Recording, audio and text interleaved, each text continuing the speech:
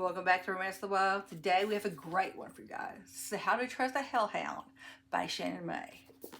This is a gay paranormal found family romance. Hit it! Grab yourself a book, turn the lights down low. It's time, everybody, for Romance in the Woe. How to Trust a Hellhound by Shannon Mae is a gay paranormal romance. It's also a found family. Now, this is book 4, so you really need to read the other books first, but if you start with book 4, you're going to want to go back and start from book 1.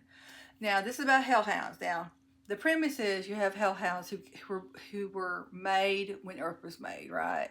So Wilder is a first generation.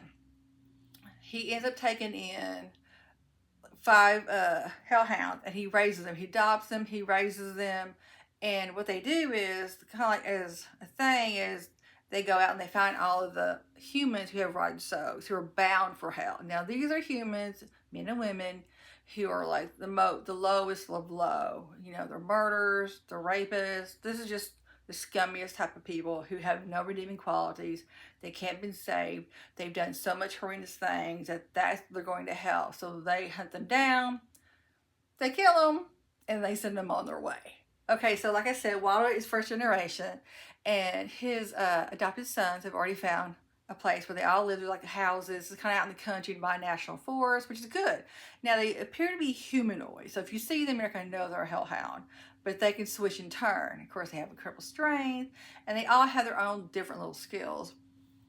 When Wilder's sons all found this location, like I said, and they've slowly started to find their mates. Well, Wilder knows that Josh is going to be his future mate, his fated mate, which is where you find that person. But when you do, you know, it's like you're connected to them automatically. You feel what they feel.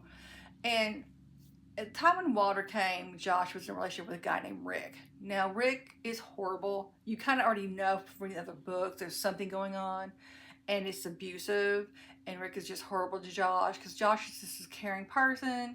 He works in finances, so most of his money is paying all these bills for Rick. So Josh is this wonderful person. He's very quiet, though. He's a very caring person. He likes to take care of people. That's kind of, he's like the caretaker of his group of friends.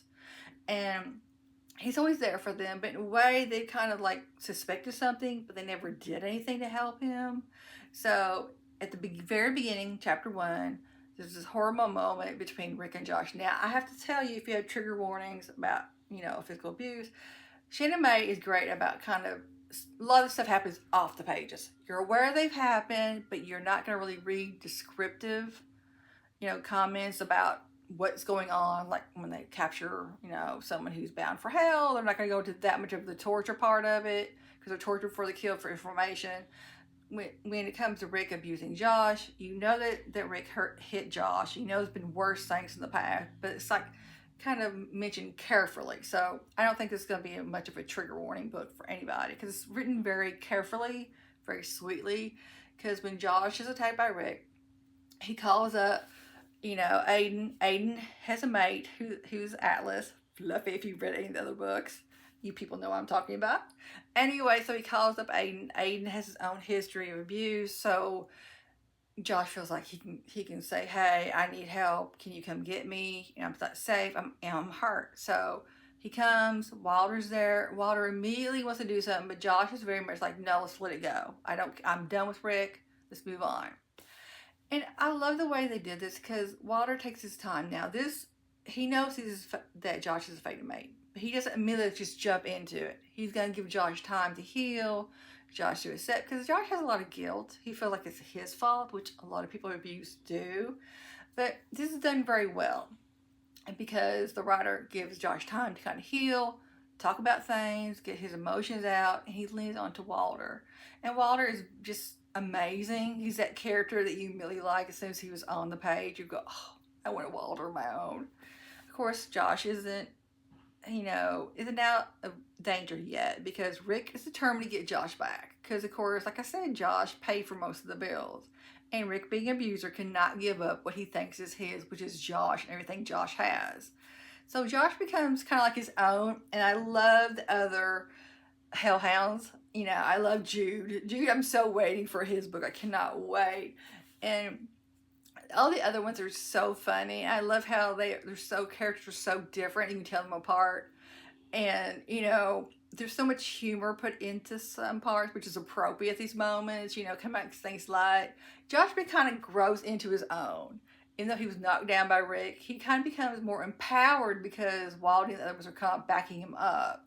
And Josh finds himself. I love the fact that like Jude and the others would call, will say, "Hey, stepdad," to Josh, and they make these little jokes. And of course, the scenes are really sweet. And there's lots of spice. So if you like spice, this is definitely a book for you.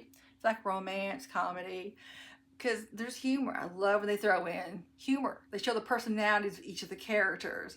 Now, like I said, Rick isn't done, and Rick finds some really bad people. But that's what happens. Bad finds bad.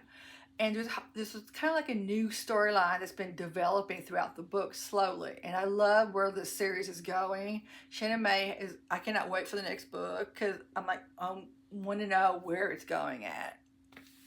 Because next book is supposed to be Sebby. He's one of the friends of Josh. So I cannot wait where he goes with him and Corbin. So if this sounds like a book that you like, I highly recommend it. Like I said, How to Trust a Hellhound by Shannon Mae. But I recommend that you start with book 1 if you can.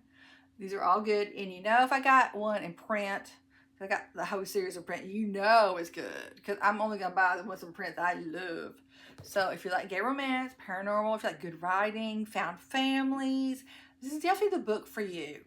So, this is the book for today. I highly recommend it to all of y'all out there. And if there's a book you may read, put it down in the comment section. I love when people tell me about books that they like.